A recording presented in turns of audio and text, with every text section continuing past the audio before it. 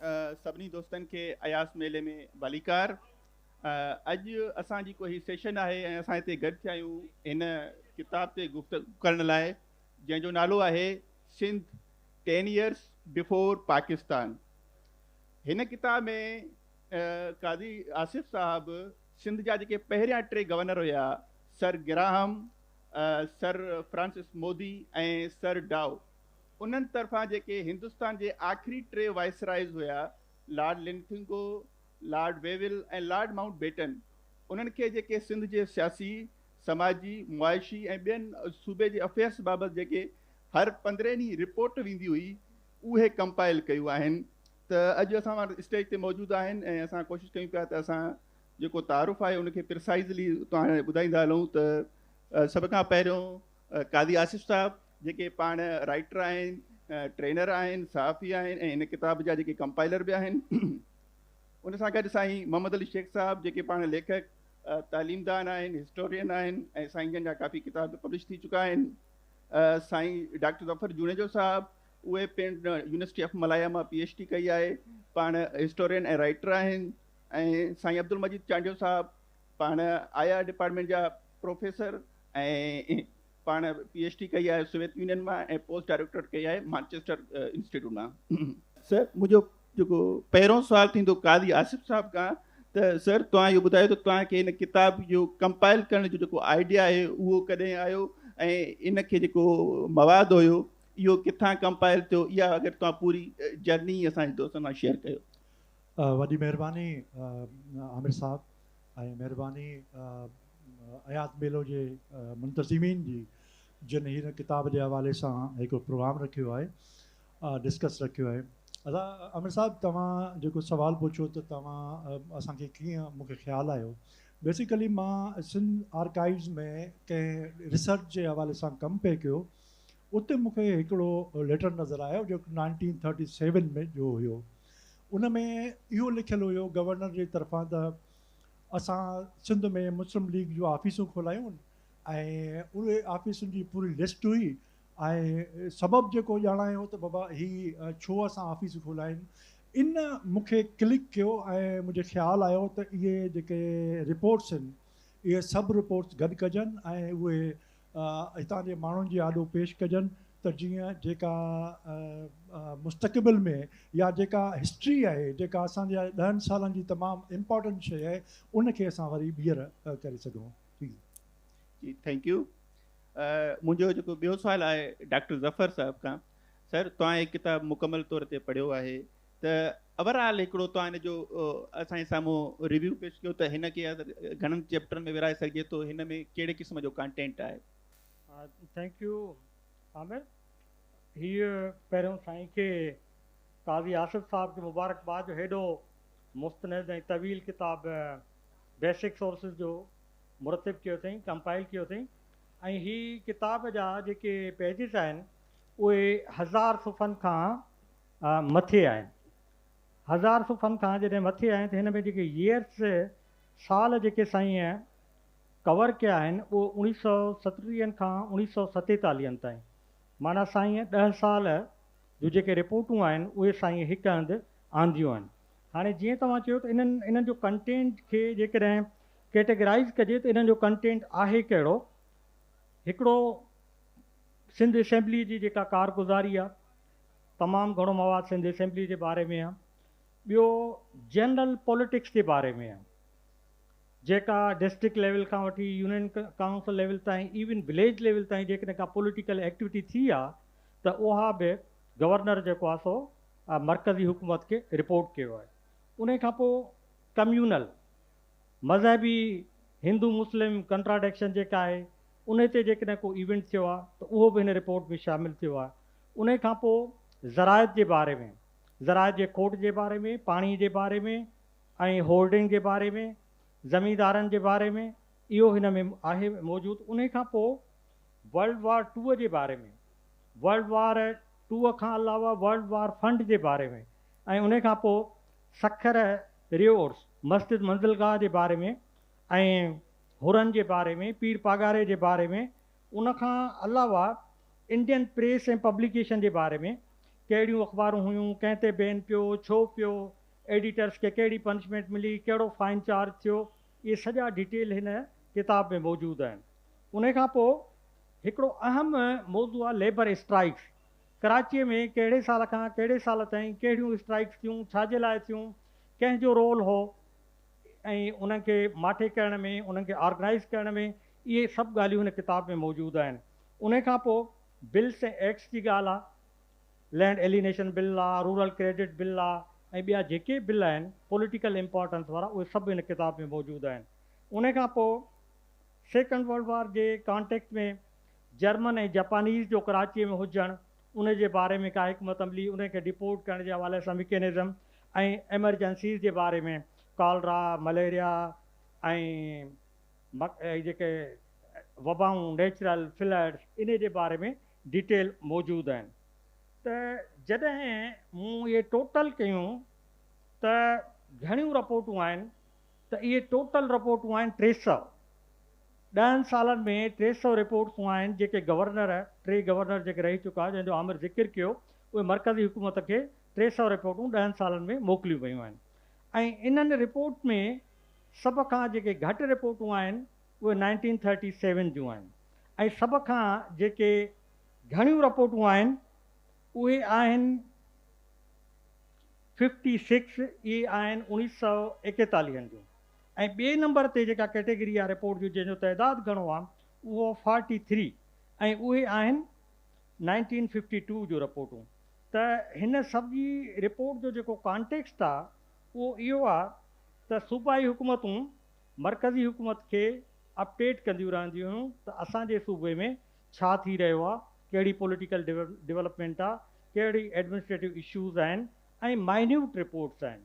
ऐं हिन रिपोर्ट जे बेसिस ते नए तरीक़े सां असां सिंध खे ॾिसी सघूं था त उन ज़माने में छा पियो थियो ऐं हाणे छा थी रहियो आहे। जी हा। मुंहिंजो जेको नेक्स्ट क्वेश्चन आहे डॉक्टर मोहम्मद अली शेख साहब खां, ऐं साईं जेको लास्ट संडे में उन ते इन बुक ते तफ़सीली रिव्यू बि हिकिड़ो लिखियो आहे, उन में बि काफ़ी शयुनि जो ज़िक्र कयो आहे। सर मुंहिंजो सुवालु अव्हां खां आहे त हिन में 1937 खां 47 ताईं जूं जेके बि रिपोर्ट्स आहिनि शामिलु आहिनि, त जॾहिं 37 में सिंध नओं सूबो ठहियो त उन में जेके गवर्नर चैलेंजिस जो ऐं इशूज़ जो ज़िक्र कयो आहे, तव्हां पंहिंजे आर्टिकल में बि कयो आहे, ख़ासि तौर ते जेका पहिरीं सिंध जी हुकूमत ठही उनखे गवर्नर कीअं पियो ॾिसे, इन बाबति काइंडली तव्हां ॿुधायो। महिरबानी अदा। सभ खां पहिरियों त अयाज़ मेलो वारनि जी महिरबानी, ऐं काज़ी साहब ॾाढो सुठो कमु कयो आहे। लेकिन इन जी किताब खे सम्झण जे लाइ पहिरियों तव्हांखे इन किताब जो जेको सिंध जो पॉलिटिकल पस मंज़र हो उनखे सम्झणो पवंदो। हाणे मां अगरि तारीख़ जे हवाले सां ॾिसां त जेकॾहिं तव्हां 1000 सालनि जी तारीख़ ॾिसो त उन दौरान इहे जेके 10 साल हुया 1937 खां 1947 ताईं, इहे जेके अहम तरीन पीरियड्स सिंध जी तारीख़ जा आहिनि उन्हनि मां शुमार थो कजे। कीअं, छाजे करे? हाणे ही पहिरियों दफ़ो आहे जो डेमोक्रेसी इंट्रोड्यूस थी थिए सिंध में, पहिरियों दफ़ो आहे जो इलेक्शन्स थियूं थियनि, पहिरियों दफ़ो थो थिए जो सिंध जी सूबाई असेंबली वजूद में थी अचे ऐं हिकु इलेक्टेड गवर्नमेंट थी ठहे। ऐं इहो बि पहिरियों ई दफ़ो आहे जो जेको उन महिल ॿिज पोखियो वियो, यानी हिकु अक्सरियती पार्टी खटे थी पई ऐं उनखे छॾे तव्हां अक़लियती पार्टी जे माण्हूअ खे चीफ मिनिस्टर था पिया कयो, जेका रिवायत उन महिल दाख़िल कई वई उहा अॼु बि पाकिस्तान खे उहा रिवायत तकलीफ़ थी ॾे। पस मंज़र छा हो? 1937 जी जनवरी ऐं फेबरवरी में सिंध सूबाई असेंबलीअ जूं इलेक्शन्स थियूं थियनि। 3 पार्टियुनि उन में, मुसलमाननि जूं 3 पार्टियूं हुयूं जिन वरितियूं 60 सीटूं हुयूं टोटल सिंध असेंबली जूं, ऐं हूअं 45 सीटूं सिंधी मुसलमाननि जूं थियणु खपंदियूं हुयूं, छो त 75% हिननि जी पॉपुलेशन हुई। लेकिन यूपी ऐं सीपी में जेके मुसलमान मिनॉरिटीअ में हुया उन्हनि खे वेटेज ॾियण जे ख़ातिर सिंध जी असेंबलीअ में मुसलमाननि जूं सीटूं घटि कयूं वयूं। फार्मूलो इहो हो त जिते मिनॉरिटी में आहिनि उते वधायो ऐं जिते मेजॉरिटीअ में आहिनि उते घटि कयो, त 34 सीटूं मिलियूं मुसलमाननि खे। हाणे उन्हनि 34 सीटुनि ते जेका पार्टी खटी आई उन जो नालो हुयो सिंध यूनाइटेड पार्टी। उन 21 सीटूं खयूं टोटल 60, तंहिंमें 34 मुसलमाननि जूं 34 मुसलमाननि जी मूं 21 सीटूं। लेकिन बदकिस्मती सां हुन जो जेको लीडर हो उहो हुयो सर शाहनवाज़ भुट्टो, जेको पंहिंजी इलेक्शन हारजी वियो। जेको डिप्टी लीडर हो सर अब्दुल्ला हारून, उहो लियारीअ मां थियो, उहो बि हारजी वियो। हाणे बाक़ी 21 सीटूं थियूं। ॿिए नंबर ते जेका पार्टी हुई उहा हुई सिंध डेमोक्रेटिक पार्टी, उनजो सर गुलाम हुसैन हिदायतुल्ला सरबराह हो। उन्हनि 3 सीटूं खयूं। ऐं टीं पार्टी शेख अब्दुल मजीद सिंधी जी, जंहिंजो सिंध आज़ाद पार्टी नालो हो, उन 1 सीट खई। हाणे ठीकु आहे, 21 सीटूं जॾहिं तव्हां खयूं आहिनि त 2 लीडर अगरि हलिया बि विया त पुठियां GM सैयद हो, अला बख्श सुमरो हुयो, इहे सभु इन यूनाइटेड पार्टीअ जो हिसो हुआ। लेकिन गवर्नर हिकु डेमोक्रेसीअ खां हटी रिवायत कंदे चीफ मिनिस्टर अपॉइंटमेंट जो अख्तियार गवर्नर वटि हूंदो हो। उन सर गुलाम हुसैन हिदायतुल्ला खे कयो, जंहिं वटि 3 सीटूं हुयूं। हाणे सर गुलाम हुसैन हिदायतुल्ला उन में हॉर्स ट्रेडिंग, अॼु जे ज़माने में उहो टर्म तो यूज़ थिए, ईअं ई उन इंडिपेंडेंस पाण सां ॿधा ॿियनि पार्टियुनि जा माण्हू टोड़े ऐं हुकूमत ठाहे विधी। उन ॾींहं खां वठी सिंध में पॉलिटिकल इनस्टेबिलिटी शुरू थी। त हे जेके रिपोर्ट्स आहिनि जेके काज़ी साहब वॾी हिम्मत सां कयूं आहिनि, उन में उहो सॼो दायरो उहो उन्हनि खे कवर थो पियो करे कि कहिड़े तरीक़े सां इंट्रीग्स शुरू थिया, साज़िशूं थियूं हिकु हुकूमत खे किराइण जे लाइ ॿी हुकूमत। सो जेका इनस्टेबिलिटीअ जी बुनियाद आहे उहा इन्हनि 10 सालनि में पई, ख़ासि तौर ते 1937 में, जेका अॼु असां 2025 में बि ॾिसी रहिया आहियूं। Thank you sir. Doctor professor Abdul Majeed Chandio sahab, sir तव्हां ॾिसो पिया त जेके जीअं साईं जन चयो त 37 खां 47 ताईं इहो इंतिहाई इम्पॉर्टेंट डिकेड हुयो असांजी ओवरऑल हिस्ट्री जो। ऐं हिन में उन में ॾिसो था सेकेंड वर्ल्ड वार बि असांखे नज़र अचे पई, ऐं उन में अहम जेको रोल हुयो उहो हुयो सिंध जो हुयो ऐं कराची पोर्ट जो हुयो। ऐं जीअं डॉक्टर ज़फ़र साहब चयो त उन में असांखे इहो बि ज़िक्र मिले थो, जर्मन्स, जापानीज़, उन्हनि जो बि हिते ज़िक्र मिले थो। तव्हां इन खे कीअं था ॾिसो त इंटरनेशनल रिलेशन्स जे पर्सपेक्टिव खां हिन जेके रिपोर्टूं आहिनि उन में सिंध जो किरदारु ऐं सिंध जे गवर्नर जो मौक़िफ़ छा हुयो? ॾिसो, हाणे जेको किताब कंपाइल थियो आहे उन जी त हाणे ॿई असांजा डॉक्टर ज़फ़र जूड़े जो, डॉक्टर मोहम्मद अली शेख साहब ॿुधाए चुका। तमामु वॾो कमु आहे आसिफ़ काज़ी साहब जो। पर जेका पॉलिटिक्स ॾिसूं था इंटरनेशनल रिलेशन्स में ऐं उन दौर में अॼु खां तक़रीबन 1 सदी अॻु में, त उहा जेका लोकल पॉलिटिक्स आहे या विदिन जेको इंडिया उन वक़्तु जेका पॉलिटिक्स हुई ऐं जेका सिंध जी जेका उन वक़्तु पॉलिटिक्स मोहम्मद अली शेख साहब ॿुधाई, उहा पॉलिटिक्स असांखे हींअर इंटरनेशनल एरिना ते बि नज़र पई अचे। कम अज़ कम being a student of IR मां जेकॾहिं चवां, फॉर एग्ज़ाम्पल वॾे में वॾो हुन में आहे हिकिड़ो त असांजो जेको निसाब आहे IR जो, उन में असां सेकेंड वर्ल्ड वार जो सभु उहे कॉन्फ्रेंसिस पढ़ायूं था ऐं पढ़ूं था अॼु बि, त उहे जेके यूरोप सां रिलेटेड आहिनि। पर एशिया सां जेके रिलेटेड हुया उन में असांजो हिन किताब में ज़िक्र थो मिले। ऐं उहो जेकॾहिं को IR जो शागिर्द आहे घणो वञे डीप में त उहो उन खे डिग आउट करे सघे थो। उहो कीअं, मिसाल तौरु असांखे खोड़ मिलंदियूं, बाबा पोट्सडैम कॉन्फ्रेंस आहे, याल्टा कॉन्फ्रेंस आहे, ॿियूं कॉन्फ्रेंसूं जेके आहिनि उहे जेके आहिनि उते थियनि थियूं। पर वॾे में वॾी कॉन्फ्रेंस जेका थी आहे इन सेकेंड वर्ल्ड वार जी, उहा थी आहे कासाब्लांका में, यानी मराकश में। ॿियो हिकिड़ी जेका उते सूरत हाल आहे जंहिंमें गवर्नर जेके रिपोर्टूं मोकिलनि था हुननि खे हिकिड़ी एक्साइटमेंट जो हिकिड़ो इज़हार थो करे। जेॾीमहिल इराक़ में हिकिड़ी जेका आहे त हुननि खे हिकिड़ो इहो थो थिए जो उते जेके कू थो अचे, उते नूरी सईद जेको आहे, जेको स्टेट्समैन आहे, मुदबर आहे उन वक़्तु जेको आहे मिडल ईस्ट जो, त उन जे ख़िलाफ़ु इराक़ जेतोणीकि इंडिपेंडेंट मुल्क हुयो, पर इराक़ जी जेका हुकूमत हुई, जेका बादशाहत हुई, उहा जेका आहे सा इंस्टॉल थियल हुई अंग्रेज़ जी।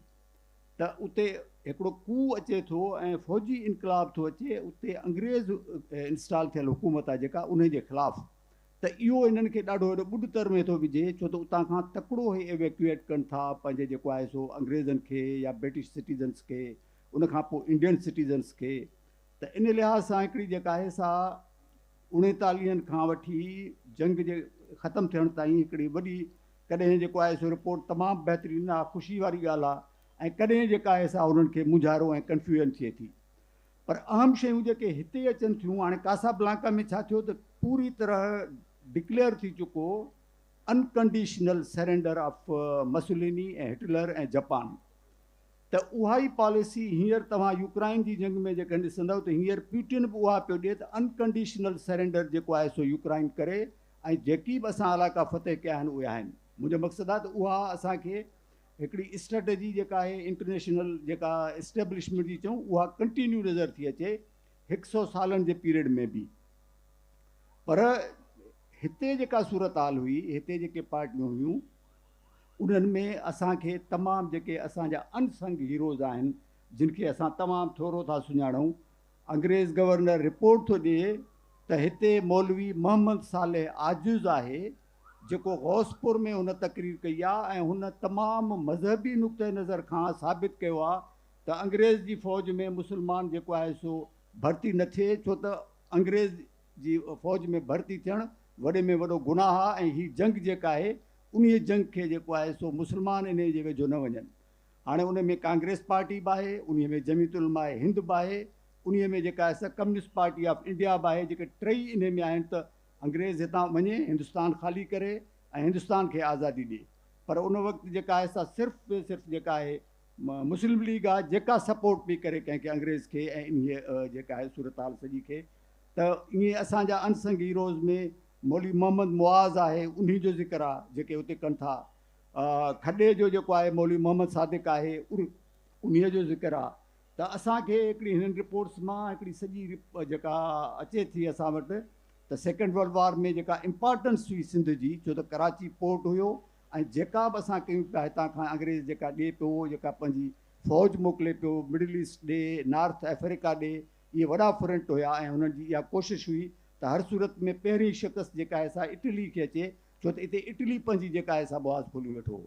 त इन लिहाज़ सां हिकिड़ी स्ट्रेटेजिक इम्पॉर्टेंस सिंध जी जेका सेकेंड वर्ल्ड वॉर में हुई, उहा हींअर बि मौजूदु आहे। हींअर बि तव्हां ग्वादर ताईं जेके असांजो वञनि थियो, या कराची पोर्ट आहे, या कराची मां जेका हिकिड़ी थिए पई, त उन ते जेके नज़रूं आहिनि, त इन लिहाज़ सां तमामु स्ट्रेटेजिक इम्पॉर्टेंस हुई उन वक़्त में बि, जेका हिन किताब मां ज़ाहिर थिए थी असांखे, ऐं हिकिड़ो तारीख़ जो हिसो बणिजे थो। Thank U. असां वरी हिकिड़ो मतिलबु ॿीहर असां चइबो आहे कादी आसिफ़ साहिब खे।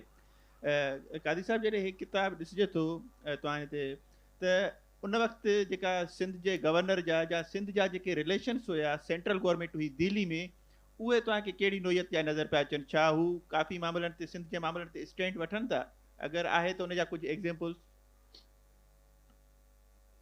अच्छा, हिकिड़ी ॻाल्हि ॾाढी मतिलबु हैरान कुन आहे, उहा तव्हां भले हिननि डॉक्यूमेंट्स में पढ़ो त गवर्नर जॾहिं सिंध जी नुमाइंदगी कनि था सभिनी ख़राबियुनि जे बावजूदु, पर हू सिंध जे जॾहिं हक़नि जो मामिलो अचे थो त हू ईअं उथी बीहनि था जीअं असां सोचूं था।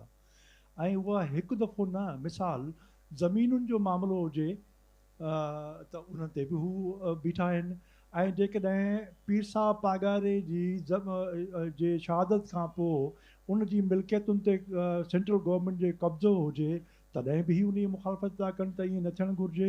असांखे असां इहा ज़मीन जेका आहे या मिल्कियत सेंट्रल गवर्नमेंट खे खणणु कोन ॾींदासीं, ऐं इन मां जेको बि अमाउंट ईंदो असां उन मां पीर साहब पागारे जे ॿिन्ही पुटनि खे लंदन में एजुकेशन ॾियारींदासीं। ऐं उन्हनि जो मर्द छा हो त असां उन्हनि खे आगा ख़ान जे तिर्ज़ ते जेको आहे सो तरबियत ॾेई ऐं उन्हनि खे हिते आणणु था चाहियूं पिया। त रुॻो इहो न, बल्कि हुननि उहो करे बि ॾेखारियो। पर मुख़्तलिफ़ मामला जेके आहिनि, ईअं इवन पाणी जो मामिलो जेको पंजाब ऐं सिंध जे विच में जेको मामिलो बीहे थो, ऐं सेंट्रल गवर्नमेंट जो जेको रवैयो उन सां रहे थो, उन ते बि हिननि जा जेके मुख़्तलिफ़ जेके टे गवर्नर्स आहिनि, उन्हनि जो मामिलो तमामु मतिलबु मौक़िफ़ तमामु ज़बरदस्त आहे। इवन लास्ट जेको 1964 में जेको मामिलो थियो कराची खे सिंध खां अलॻि थियण वारे मामले में, उन वक़्तु बि हिननि जेको गवर्नर हुयो हितां जो, उन सेंट्रल गवर्नमेंट खे चयो त हीअ कहिड़ी अजीब ॻाल्हि आहे त तव्हां जेको मुल्क नओं ठाहियो था, उन मुल्क जो गादी जो हंधि जेको बि आहे या कैपिटल जेको आहे, उहो तव्हां उन खां खसियो था, इहो कहिड़ी लॉजिक आहे? ऐं हू चवंदो सेंट्रल गवर्नमेंट जेकॾहिं पाकिस्तान जेके क़याम थी वियो आहे त उनजी जेका गवर्नमेंट आहे उहो मलीर में असां उन्हनि खे ज़मीन ॾियण लाइ तयारु आहियूं, पर कराची खे सिंध खां अलॻि करण लाइ तयारु न आहियूं। इहा उन वक़्त में उन जी ॻाल्हि आई। त मुंहिंजे ख़्याल में तमामु सभिनी ग़लतियुनि जे, सभिनी ख़ामियुनि जे, पर सिंध जे मफ़ाद जे हवाले सां जॾहिं ॻाल्हि अचे थी त ही टई गवर्नर जेके आहिनि उहे सिंध जे माण्हुनि सां बीठा आहिनि, सेंट्रल गवर्नमेंट सां न आहिनि। Thank U. हिन किताब खे जॾहिं असां ॾिसूं था, पढ़ूं था, त उन वक़्तु जेके टॉप टू टावरिंग फिगर्स असांखे नज़र अचनि थियूं उहे आहे सर अब्दुल्ला हारून आहे लोकल्स मां, ख़ान बहादुर खोड़ो आहे, साईं जी एम सैयद आहे, शहीद अलाबख्श सूमरो आहे, सर गुलाम हुसैन हिदायतुल्ला आहे। त मुंहिंजो हाणे डॉक्टर ज़फ़र साहब खां सुवालु आहे त जेके उन वक़्त जा जेके तुंहिंजो टावरिंग फिगर्स ऐं पॉलिटिशियन्स हुया उन्हनि खे गवर्नर जेको आहे उहो कहिड़े लफ़्ज़नि में यादि पियो करे, उन बाबति काई ली? इहो ॾाढो डिफ़िकल्ट ऐं टिपिकल सुवालु आहे, छो त बसि जवाबु त मां ॾियां थो, बसि रुॻो नाला मटाइणा आहिनि, बाक़ी उन वक़्त जा पॉलिटिशियन्स ऐं हिन वक़्त जे पॉलिटिशियन्स में ज़ीरो फ़र्क़ु आहे। उहो मां तव्हांखे हिन जे रिपोर्ट जे रेफरेंस में ॿुधायां थो। पर हिकिड़ी ॿी ॻाल्हि आहे जेका असांजे पॉलिटिकल डिस्कशन्स में नथी अचे, त इन्हनि 10 सालनि में 4 बल्कि 5 पॉलिटिकल मर्डर्स थिया हुआ जंहिंजो ज़िक्र आम तरह न थींदो आहे। हिकिड़ो मर्डर 1939 में थियो भगत कंवरराम जो, उहो त हाईलाइट थिए थो बीइंग SM पमाणी MLA हो कांग्रेस जो, उन जो मर्डर थियो जैकाबाद में। उन खां पोइ पेरूमल मेवल दास, उन जो मर्डर थियो, he was a merchant, he was supporter of Congress. Sheetal Das उन नालो, ऐं उन नालो शीतल दास हुयो न? उहो बि आहे। अच्छा। उन खां पोइ पीर ही मर्चेंट हुयो। उन खां पोइ पीर सबकतुल्ला शाह जो मर्डर आहे, हैंगिंग आहे। उन खां पोइ अलाहबख्श सूमरे जो मर्डर आहे। उन खां पोइ सेठ शीतल दास MLA जो मर्डर आहे। त ही अहिड़ा मर्डर्स आहिनि जंहिंजूं पाड़ूं 2 नेशन थ्योरीअ में आहिनि, जंहिंजूं पाड़ूं हुर इंसर्जेंसीअ में आहिनि, जंहिंजूं पाड़ूं मुस्लिम लीग जे पॉलिटिक्स में आहिनि, जंहिंजूं पाड़ूं मार्शल लॉ में आहिनि, ऐं इन दौर जी कमज़ोर हुक्मरानी में आहिनि। उहा कुझु अरसो सर गुलाम हुसैन हिदायतुल्ला जी हुई ऐं कुझु अरसो शहीद अल्लाह बख्श जी हुई। हाणे सवाल इहो आहे त उन दौर जा जेके पॉलिटिक्स हुआ उन्हनि जे बारे में, उन्हनि जे कंडक्ट जे बारे में, उन्हनि जे पॉलिटिकल एक्यूमेंट जे बारे में, उन्हनि जी पब्लिक कंडक्ट जे बारे में गवर्नर कहिड़ियूं सीक्रेट रिपोर्ट थो ॾिए। हीअ जॾहिं मूं पढ़ियूं त मूंखे ॾाढो शर्म आयो त असां जेके पंहिंजे बुज़ुर्गनि खे ॾाढो मोहतरम ऐं चङो सम्झंदा हुआसीं, उन जे बारे में अंग्रेज़ कहिड़ियूं रिपोर्टूं था ॾियनि। मिसाल तौर 1970 जी हिकिड़ी रिपोर्ट आहे, चए थो त जेके लोकल पॉलिटिशियन्स आहिनि, हाणे सिंधी असेंबली ठही चुकी आहे, उहे उन्हनि लाइ सियासत करप्शन जी रांदि आहे, न कई माण्हुनि जी ख़िदमत।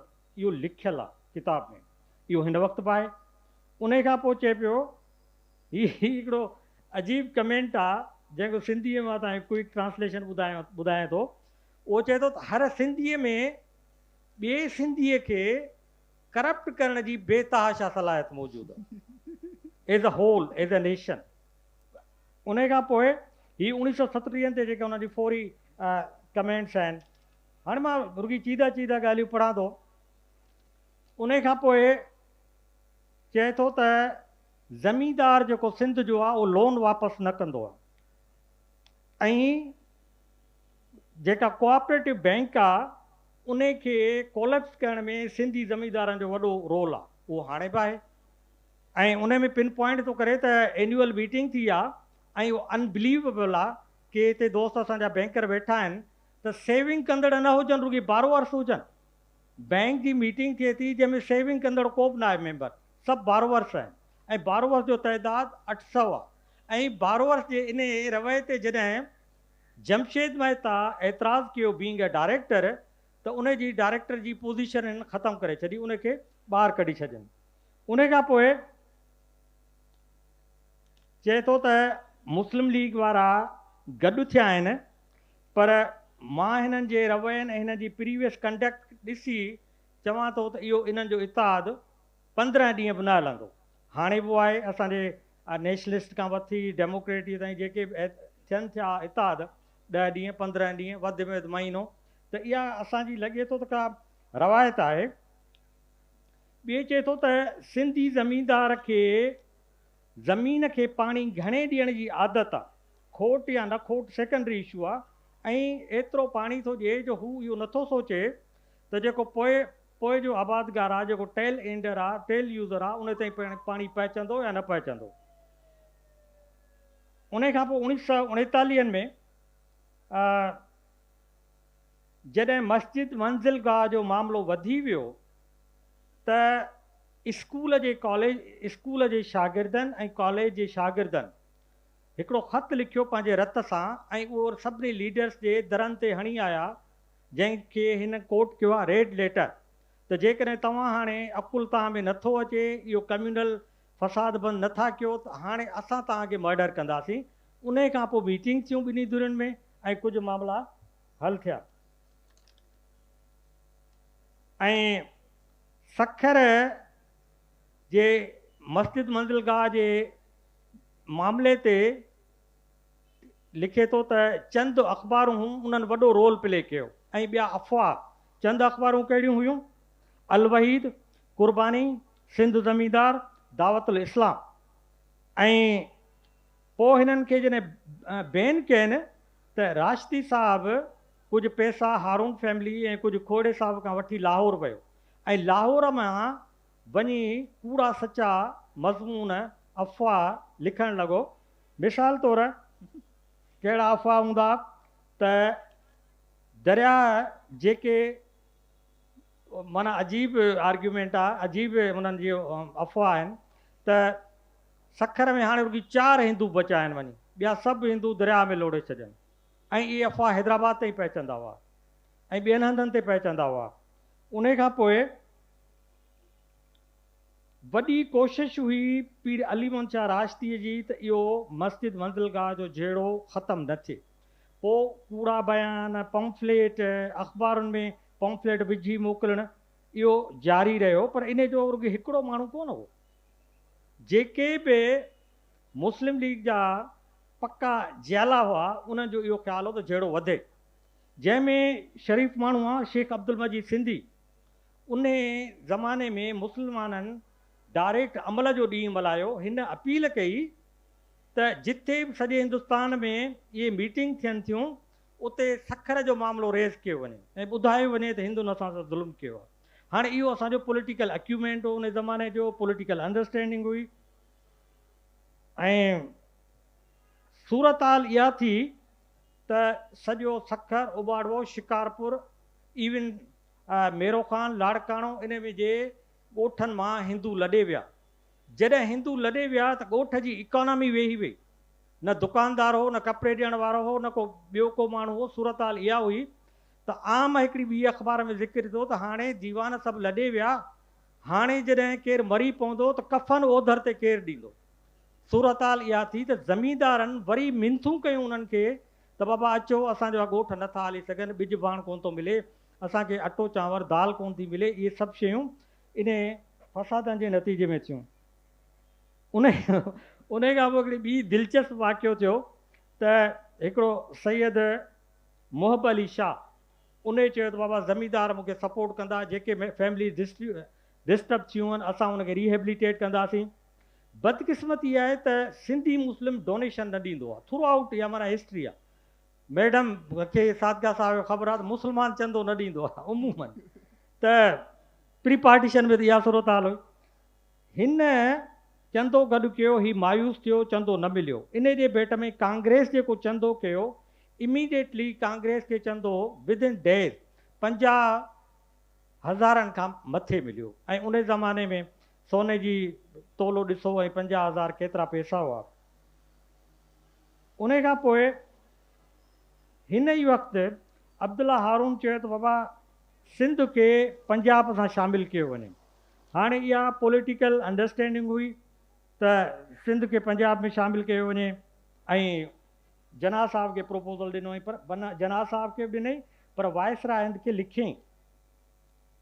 उन खां पोइ ॿियो त गवर्नर लिखे थो त मुंहिंजे मिनिस्टरनि खे ॿी मिनिस्ट्रीज़ में टंग अड़ाइण जी आदत आहे ऐं उन में ही पिन पॉइंट थो करे त शहीद अल्लाह बख्श सुमरो खे इहा आदत ॿियनि खां वधीक आहे, ॿियनि जे मामलनि में ॿियनि जे मिनिस्ट्रीज़ में इन्वॉल्व थिए थो।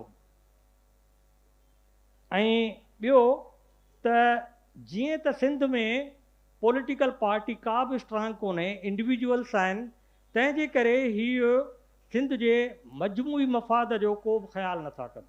मिसाल हिन वक़्तु बि आहे, नेशनल पार्टीज़ खां वठी पीपुल्स पार्टीअ ताईं का पार्टी त आहे कोन, सभु को पंहिंजा इंडिविजुअल मफ़ाद सिक्योर थो करे। इहो असां जो लॻे थो त हेरिटेज आहे, असांजो इनहेरिट कयो आहे असां पंहिंजे पॉलिटिक्स मां।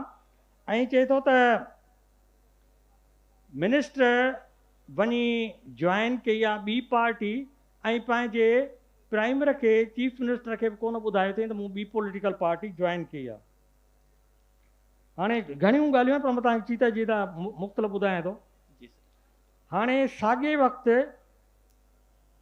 कांग्रेस हिंदू मुस्लिम यूनिटीअ लाइ कोशिशि करे रही हुई ऐं मुस्लिम लीग हिंदू मुस्लिम यूनिटीअ जे ख़िलाफ़ु कमु करे रही हुई।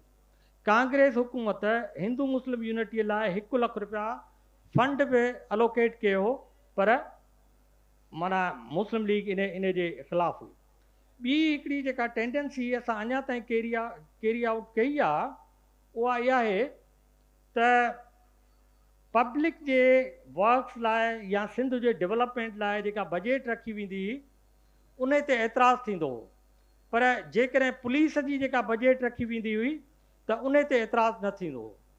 माना अल्लाह बख्श सुमरे जे बकौल त 1941 में सिंध जी लॉ एंड ऑर्डर जी बजट 50 लख रुपया हुई, सिंध जे डेवलपमेंट जी बजट 37 लख रुपया हुई। 37 लखनि ते MLAs खे एतिराज़ु हो, 50 लखनि ते एतिराज़ु न हो। उहो हाणे बि आहे। तव्हां ॾिसो त लॉ एंड ऑर्डर ते केतिरी बजट आहे, सिंध जे एजुकेशन ऐं डेवलपमेंट ते केतिरी बजट आहे।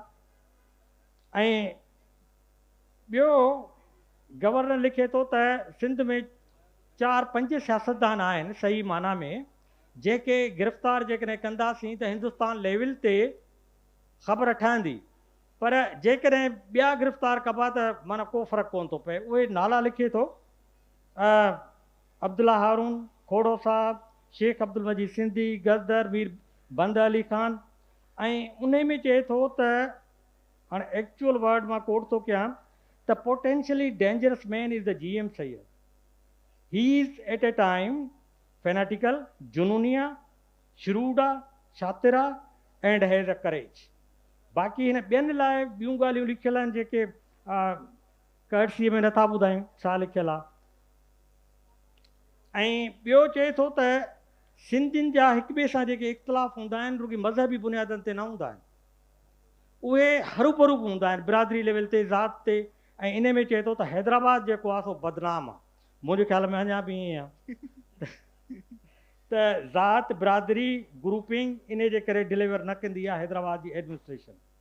ऐं चए थी त मुंहिंजी जेका घरवारी हुई उन छंड पटी आहे इन्हनि खे त तव्हांजे नंढियुनि नंढियुनि पेटी डिफरेंस जे करे हैदराबाद जा सिटीज़न केतिरो सफ़र था कनि तव्हांखे अंदाज़ो ई कोन्हे। ऐं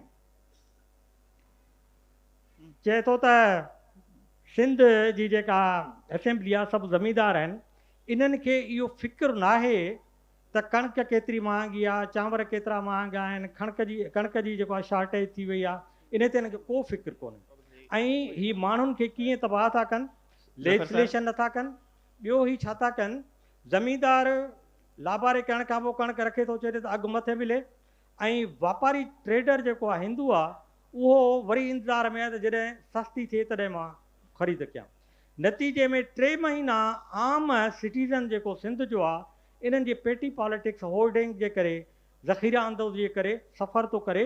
ऐं जीअं त वरी पाण वेठा आहिनि सभु ज़मींदार, कांग्रेस ऐं मुस्लिम लीग ऐं इंडिपेंडेंट तौरु, तंहिंजे करे अहिड़ी वरी लेजिस्लेशन बि नथा कनि जो इनखे रोके सघिजे। ज़फ़र साहब असां टाइम जो थोरो कंसर्ट आहे, मां हाणे ख़तमु थो कयां बिल्कुलु। ऐं चए थो त सिंध में जेकॾहिं वाहिद ऑनेस्ट सियासतदान आहे त जमशेद मेहता आहे। ऐं ॿी जना साहब लाइ थो चए जना सां लाइ मुस्लिम लीग ऐं लॉयल्टी इम्पॉर्टेंट न आहे, उन लाइ इम्पॉर्टेंट इहा आहे त इलेक्शन केरु खटंदा। ऐं उन जे भेट में चए थो त जेको GMC जो ग्रुप हो उहो इन ट्रू सेंस लीगी हो, पर उहो जना लाइ इम्पॉर्टेंट न हो। ॿी चए थो त जना खे रिग्रेट हुयो त मूं GMC खे मां सिंध मुस्लिम लीग जो सदर न कयां, हाणे इन खे कंटेंट करण मूं लाइ मसइलो आहे। ऐं ॿियो गवर्नर लिखे थो त जना ते एतबार नथो करे सघिजे, जेसि ताईं जेको चए उहो भली पियो चए, एतबार उहो आहे जॾहिं एक्शन थिए। ऐं अहिड़े लिहाज़ सां घणियूं ॻाल्हियूं आहिनि। ॿियो लिखे थो त जेको जना जे वेझो बि ईंदो आहे उहो पोइ कुझु अरसे खां पोइ जना उनखे ख्वार ख़राबु कंदो आहे, जंहिंमें 2 एग्ज़ाम्पल थो ॾिए, जना जा ऐं जना जो हिन GMC जो ऐं खोड़े जो। सर ॿियो मुंहिंजे ख़्याल में किताब पढ़ंदा त उन में हा, ॿी जेका आम ॻाल्हि 47 वारी, हाणे हिन किताब में त ॿियूं तमामु घणियूं ॻाल्हियूं आहिनि, पर आम ॻाल्हि आहे त 1947 में चयो वियो त 400 माण्हू असांजे कराची में सेटल थिया आहिनि। किताब 1947 ते पूरो थियो। Thank U. Thank U. मां वञा ऑर्डर। Thank you. सर हिकिड़ो शार्ट क्वेश्चन, उन खां पोइ असां पंहिंजो साईं शेख साहब खे। सर जॾहिं ही 47 ताईं आहे इन में रिपोर्ट्स, उन में असां ॾिसो जो पाकिस्तान ठहंदे नज़र अचे थो, त उन बाबति जेके अंग्रेज़ गवर्नर जूं जेके रिपोर्ट्स आहिनि उन बाबति प्रिसाइज़ली अगरि काइंडली उन खां पोइ असां क्वेश्चन वठंदासीं। अदा मां सिर्फ़ु इहो हिते पंहिंजनि दोस्तनि खे बि ॿुधाइणु चाहींदुमि, साईं जुणेजो साहब ॿुधायो न हिन गवर्नर जे लाइ त उन रिपोर्ट्स ॾिनियूं। हाणे उन गवर्नर जे लाइ जेको secretary of state for India England में वेहंदो आहे, हुन लिखियो आहे वायसराय खे त हे जेको ग्रैहम लैंडसॉट आहे इहो ॾाढो ड्राड़ी अथई, इहो ख़्वाबनि जी दुनिया में रहंदो आहे। मूं वटि आयो हो, मूंखे चयईं त हिकिड़ो वॾो मूंखे महल ठाराइणो आहे, छाकाणि त गवर्नर हाउस अहिड़ो हुअणु खपे, हिन जी ॻाल्हियुनि खे घणो तवजह सां न ॿुधजांइ, मिड़ई हिन खे हलाइणो आहे। सबबु छा हो त सिंध नंढो सूबो हुयो हिंदुस्तान जे ऐं पेरीफेरल सूबो हुयो। सो उन पॉइंट ऑफ व्यू खां हिकु त इन्हनि गवर्नर्स छा चयो असांजे लीडर्स जे लाइ, उनखे घणो संजीदगी सां न वठो, छो त उहे बहरहाल उन्हनि में हिकु सुपीरियरिटी कॉम्प्लेक्स हुयो गोरे हुजण जे करे, ऐं हो असां जेके इंडियंस आहे या जेके लोकल्स आहे उन्हनि खे का घणी इज़त कोन ॾींदा हुआ, माना हुननि में प्रिजुडाइस ऐं बाइस तमामु घणो हो। नंबर 2 जेका ॻाल्हि आहे उहा इहा आहे कि तव्हां उन महिल जा पॉलिटिकल हालात ॾिसो, उन में यकीनन असांजो बि कोताहियूं हूंदियूं। बाक़ी पाकिस्तान जे हवाले सां जेको हिन सॼे किताब में मां जेके रिपोर्ट्स पढ़ियूं उन्हनि में 2-3 मूंखे ॾाढियूं सुठियूं लॻियूं, जेके हाणे मूं डॉन में जेको मुंहिंजो रिव्यू हो हुन में बि मां कयो। ॾिसो छा थो थिए, सिंधी ॿोली सां प्यार कीअं आहे। हाणे 1935 वारो जेको एक्ट आहे उन में इहो फ़ैसिलो थियल आहे कि सूबाई असेंबलियूं जेके बि हूंदियूं उन में लैंग्वेज बिज़नेस जी अंग्रेज़ी हूंदी, इंग्लिश में ॻाल्हाईंदा। असांजे सिंध जा माण्हू उहे जॾहिं असेंबली में था पिया वञनि त उन्हनि सिंधी में ॻाल्हाइणु शुरू कयो, तकरीरूं सिंधी में पिया कनि।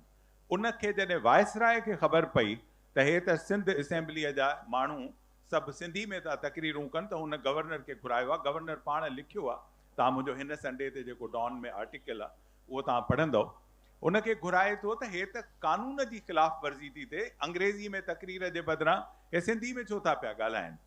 उन ते गवर्नर थो लिखे त मां स्पीकर खे, जेको भोज सिंह दीवान भोज सिंह स्पीकर हो, उनखे घुरायो आहे गवर्नर। उनखे चए थो त बाबा ख़ुदा जे वास्ते तव्हां पंहिंजी असेंबलीअ में अंग्रेज़ी ज़बान ते तवजह ॾियो, सिंधी में तकरीरूं तूं अलाउ न कर। लेकिन गवर्नर खे हैरत थी थिए, गवर्नर लिखे थो त बजाए हिन जे जो स्पीकर मेंबरनि खे मना करे त तव्हां अंग्रेज़ीअ में न कयो, तव्हां सिंधीअ में ॻाल्हायो, हिकु मेंबर अंग्रेज़ी में तकरीर पियो करे, उनखे स्पीकर मना कयो, चई त तूं सिंधी में ॻाल्हाए। त जेका सिंधी ज़बान सां मुहबत आहे उहा सिंध जे माण्हुनि जी उन ज़माने में बि ज़ाहिर थी थिए, अॼु बि मौजूदु आहे। महिरबानी। Thank you sir. सर आख़िरी सुवाल मुंहिंजो डॉक्टर अब्दुल मजीद चांडे साहब खां, छो जो टाइम जो असांखे बार बार चयो वियो आहे, मगर हे इंतहाई अहम आहे। जेके मस्जिद मंज़िलगाह खे त काफ़ी डॉक्टर ज़फ़र साहब उनखे काफ़ी उनखे इलेबोरेट कयो। अहम जेको वाक़ियो आहे या जेकी हिकिड़ी मूवमेंट आहे उन दौर में असांखे नज़र अचे थी, टाइम कंसेंट में आहे त हुर मूवमेंट, उन बाबति जेके हिन में रिपोर्ट्स में ज़िक्र आहे प्रिसाइज़ली, अगरि इहो लास्ट क्वेश्चन तव्हां खां सर। हाणे हुर मूवमेंट खां अॻु में हिकिड़ी शइ जेका आहे उहा ॾाढो ॿुधाइणु खपे त इहा जेॾीमहिल वायसराय खां इहो आयो त हर सूरत में जेका आहे सा लैंग्वेज असेंबली जी उहा इंग्लिश हूंदी त हू रिपोर्ट में लिखे थो त पहिरियों माण्हू GM सैयद आहे जंहिं उथी ऐं सिंधी में तकरीर कई ऐं उनखे जॾहिं चयो वियो त स्पीकर बि उनखे चयो आहे त तव्हां इन खे इंग्लिश में कयो त उन ते उन चयो त हीअ असांजी मादरी ॿोली आहे, हितां जी ॿोली जेकॾहिं सिंध सूबो आहे ऐं सिंध सूबो ठहियो आहे त उन में सिंधी में ई असां तकरीर कंदासीं। त इहो अंग्रेज़नि जी हिकिड़ी कोशिशि हुई त कंहिं बि सूरत में जेको आहे सो ऑफिशियल लैंग्वेज असेंबली जी जेका आहे सा उहा इंग्लिश थिए। हाणे जेसिताईं हुर मूवमेंट जो तालुक़ु आहे त मां अॻु में बि इनखे हुर मूवमेंट खे ॿाहिरि पढ़ियो आहे हिन किताब खां त मुकमिल तौर ते हुर गोरीला जंग हुई ऐं उहा साइंसी बुनियादनि ते हुई, मिलिट्री साइंस जे बुनियादनि ते विढ़ी वई। कमाल इहो आहे त ख़ुदि पीर साहिबु सूर्य बादशाह जेका उते कई आहे त हू जंग जी सूरत में वञे थो, रेबल्स तयारु करे थो, गाज़ी बि तयारु करे थो, उन में गवर्नर रिपोर्ट थो लिखे त क्रिमिनल जेके आहिनि उहे घणा हुर आहिनि, उन्हनि खे कब्ज़ो करे, उन्हनि खे बंदि करे असांखे हिन ते जेको आहे सो जेका असांजी CID असांजी जेका ॿी कोशिशि कयूं था त उन में असांखे को रिकॉर्ड अहिड़ो नथो मिले त पीर साहिबु कंहिं क्रिमिनल एक्टिविटी में जेको आहे सो इन्वॉल्व आहे। पर साॻे वक़्तु जेको आहे सो हिकिड़ी शइ हू चए थो त हाणे हिनखे असां मौक़ो ॾियूं था ऐं हीअ हितां पीर ॻोठ खां निकिरी हिनखे कराची आणणु खपे, हीअ उते अचे ऐं उते जेका पीर साहिब सां हिननि रिपोर्ट्स में आहे त उते गवर्नर खे सिंध जो प्राइम मिनिस्टर ऐं सिंध जो होम मिनिस्टर ॿई चवनि था त हिन ते एक्शन जेको आहे सो थींदो ऐं हीअ उन में इन्वॉल्व आहिनि। पर इन जे बावजूदि पीर साहिबु वार फंड में सेकेंड वर्ल्ड वार में जेका अंग्रेज़नि वार फंड मुक़ररु कयो उन में पीर साहिबु 10,000 रुपया जेको आहे सो ॾिना आहिनि, फंड ॾिनो आहे त उहा माना अंग्रेज़नि खे मदद बि आहे, उहा एॾो पाण खे सीक्रेट रखणु ऐं डिस्गाइज़ में जेको आहे सो हिकिड़ी जंग विढ़णु इहो पीर साहिब जो या हुर तहरीक में जेके माण्हू जेके इन्वॉल्व हुया उन वक़्तु इन्हनि जो कमाल आहे त हू उन में मुझी था पवनि। अंग्रेज़ गवर्नर जेको आहे उहो लिखे थो त वार फंड में पैसो बि ॾिए थो 10,000 रुपया, उन वक़्तु जी ॻाल्हि कई आहे ज़फ़र जूणी जे साहिबु 50,000, पर 10,000 बि जेका आहे तमामु वॾो हिकिड़ो पैसो उन पार्टीशन खां अॻु में। त इन लिहाज़ सां जेकी बि हिकिड़ी जेका हुर तहरीक आहे उन ते जेके हिननि जूं रिपोर्ट्स आहिनि उन्हनि में काफ़ी जीअं मोहम्मद अली शेख साहिबु चयो त कुझु एग्ज़ाजरेशन बि ऐं कुझु हुक्मरानी जे नज़र सां उन्हनि खे घटि सम्झणु, हुननि खे क्रिमिनल सम्झणु ऐं हुननि खे जेको आहे सो बदनाम करण जी जेका आहे सा कोशिशि आहे उन में। जी जी तव्हां सर आख़िरी कमेंट कयो सिर्फ़ु कमेंट थोरो त ज़ाहिर आहे तमामु घणियूं ॻाल्हियूं जेके कयां, पर मां इहो चवां थो त अला बख़्शुम रोज़ जॾहिं प्रीमियर हुयो गवर्नर लिखे थो त हू मूं वटि आयो ऐं मूंखे हुन इहो चयो त मुस्लिम लीगी फैनाटिक्स आहिनि, इहे मूंखे मारे छॾींदा। मतिलबु त हू जॾहिं प्रीमियर हुयो त उन वक़्तु बि हुनखे ख़बर हुई त हिनखे क़तलु कयो वेंदो, हू हुनखे आगाह करे चुको हुयो। ॿियो त भरचूंडी वारा पीर साहिबान जेके आहिनि असांजा मुख़बर आहिनि ऐं पीर साहिब पागार जे बारे में जेके बि ख़बरूं असांखे मिलंदियूं आहिनि उहो भरचूंडी जा पीर असांखे ॾींदा आहिनि।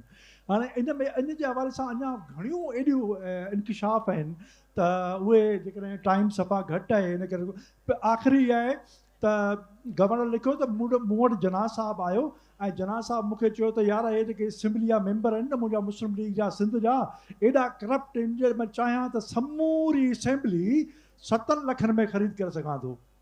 त गवर्नर चयो त मूं हुनखे चयो त साईं क़ीमत थोरी वॾी लॻाई थी, मूंखे चयईं त मां घटि क़ीमत ते ख़रीद करे ॾियां। इहा सूरत हाल हुई हुनजी। जी तमामु घणी महिरबानी असांजे समूरनि मौजूदु पैनलिस्ट जी ऐं ख़ासि तौर ते खानाबदोश राइटर्स कैफ़े ऐं अयाज़ मेले जी जिन असांखे प्लेटफॉर्म मुहैया कयो।